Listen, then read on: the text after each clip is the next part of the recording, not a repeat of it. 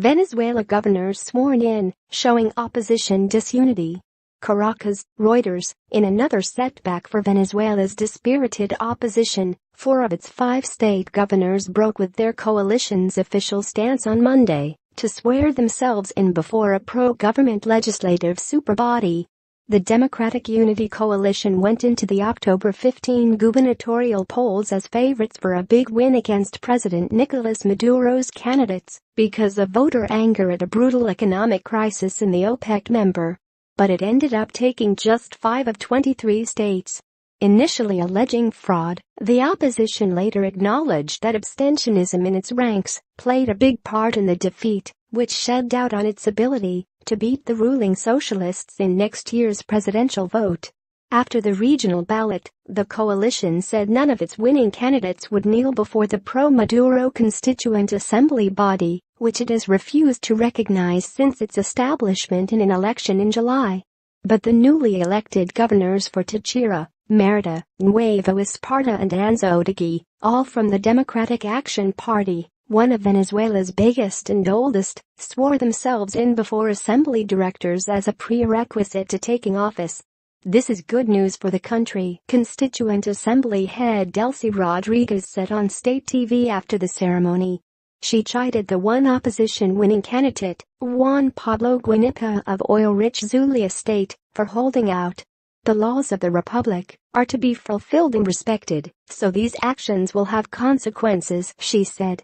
Maduro previously warned there may be a new election in any state where the winning candidate does not swear loyalty to the assembly. Guinipa, of the Justice First Party, which has taken a more militant line against Maduro than Democratic Action, said he would not legitimize the fraudulent Constituent Assembly. "Zulia will never kneel before the dictatorship," he added.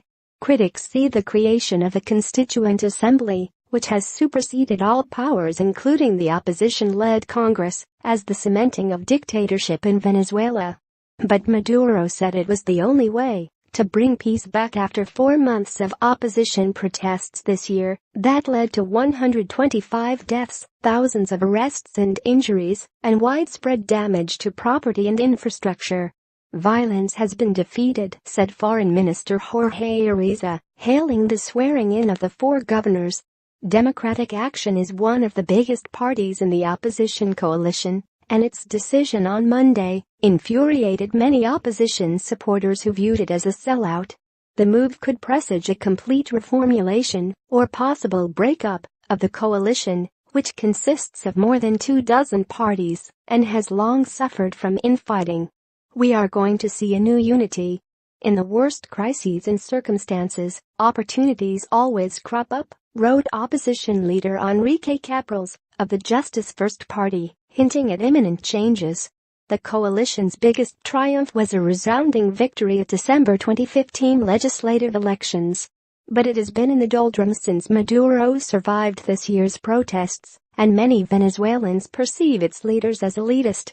Reporting by Andrew Cawthorne and Andreina Aponte. Editing by Lisa Shoemaker and Peter Cooney.